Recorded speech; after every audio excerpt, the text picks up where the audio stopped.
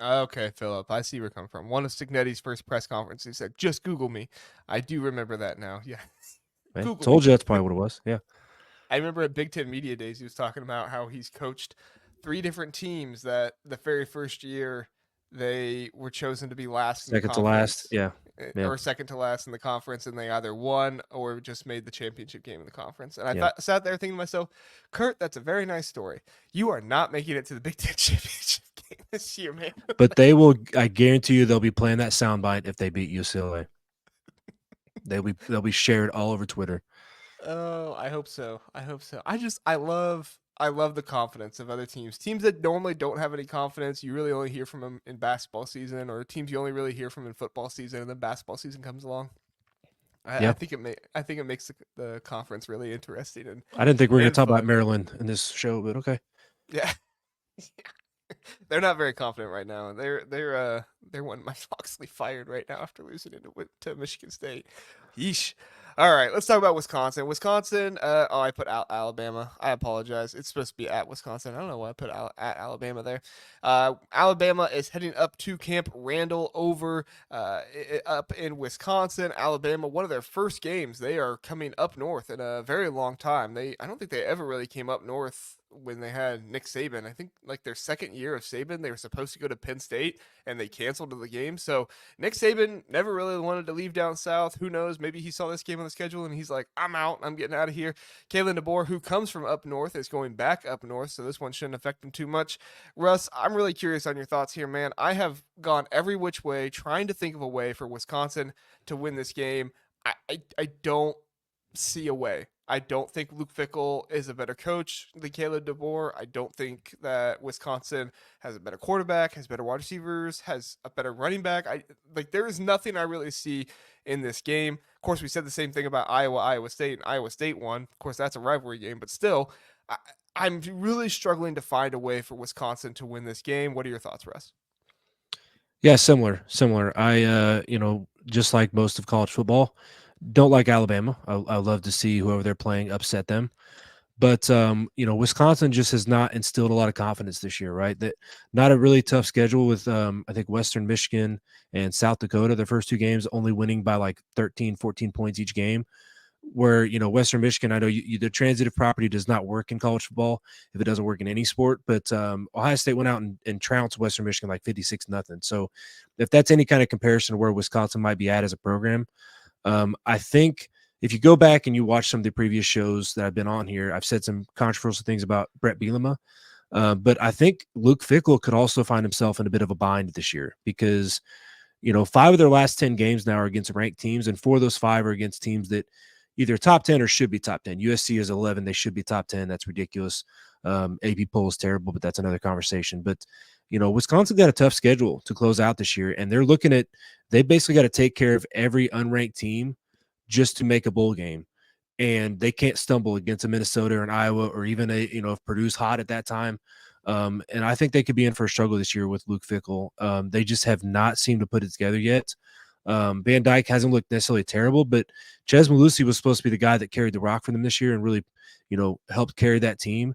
He's averaged under 4 yards a carry against Western Michigan and South Dakota. Like if those are teams you should be able to, if there's any team you should be able to run on, it should be those two teams. And so they, do not instill any confidence or any chance in my mind, except, USF went to the fourth quarter down 1 point to Alabama, and they were a 500 team in the group of 5 last year. So who knows? It's at Camp Randall. I'm sure they've had this one circled. Maybe they just been asleep at the wheel for the last 2 weeks, maybe trying to hide some things and get it prepared for Alabama when they come up there. But yeah, I don't see a way that it's going to take a lot of magic for them to pull this one off. Yeah, I agree. I think you make a good point there with USF. The past 2 years they've struggled with them. Now, of course, last year they were going through the quarterback change and stuff like that, so that obviously attributes to the issues there and why they had some trouble.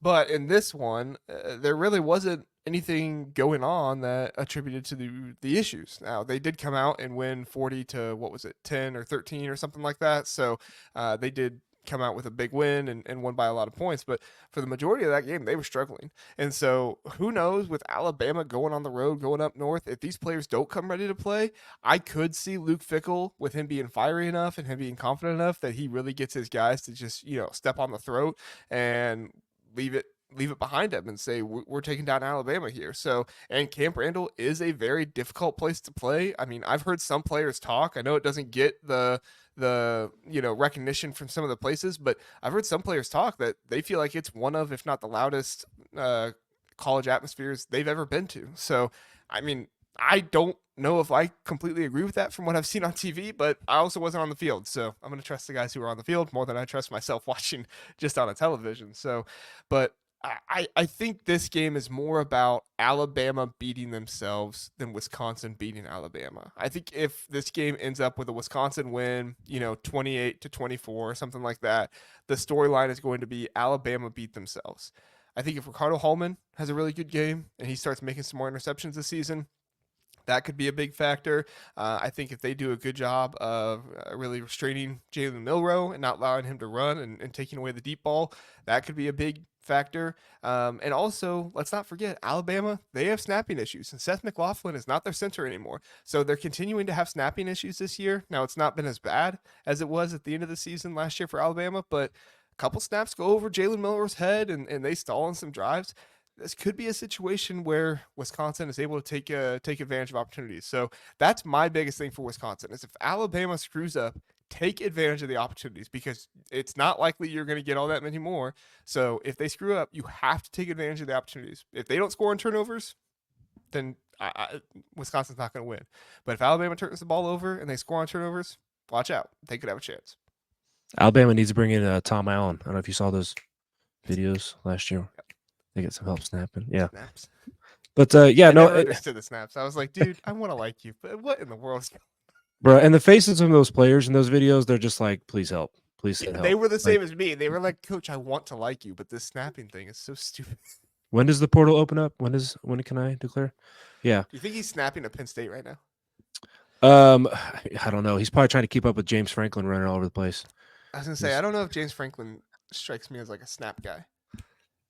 So no, he's just a keep it moving guy. He's like a way too hyped to slow down and snap to something. Yeah.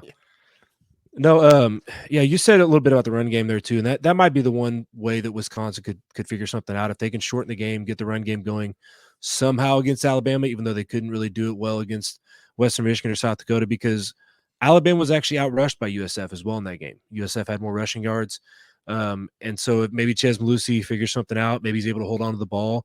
He did take a pretty good whack against South Dakota, and maybe that kind of knocked him off for that game. I don't know what maybe happened with Western Michigan, but if they can figure that out and they got some stuff up their sleeve, like I said, they could pull off a miracle. But I see this as Alabama kind of going away. I do too. My score prediction was 34-13. I look at Alabama and I just think they're too good. I think they're too tough, and I think they overmatch Wisconsin in too many ways. I will say a bit of a revenge game for Luke Fickell, right? Lost to Alabama when he was at Cincinnati in the playoffs. So, of course, Nick Saban is no longer the coach, so it's not a revenge game against Nick Saban. But, he does have some bad blood with Alabama just completely destroying them in the playoffs, which, I don't know if that's so much of their fault as it was, the committee for putting a G5 team into the playoffs. But, we can talk about that another time. But did you give your score prediction, Russ? I did not. I'm trying to do it on the fly here too because I didn't really think of a score for this game. I think Alabama might get even closer to 50. I think it might be something like Alabama 48, Wisconsin 17, maybe 13. Was 48-13. Yeah. If they get a defensive score or Jalen Milroe gets 2 or 3 deep passes early on in the game, I could see it getting there. But yeah, they're gonna have to have some help that way. Philip says Wisconsin covers Jalen Milroe.